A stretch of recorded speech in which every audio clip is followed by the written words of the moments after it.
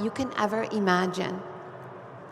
The Prophet Muhammad sallallahu alayhi wasallam buried 6 of his 7 children in his lifetime.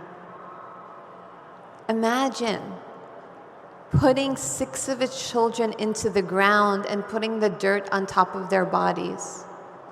The Sahaba said that when the Prophet ﷺ was during the janazah of his daughter Zainab, when he was putting her body into the ground, he cried so much that they heard his chest wheeze and make a sound.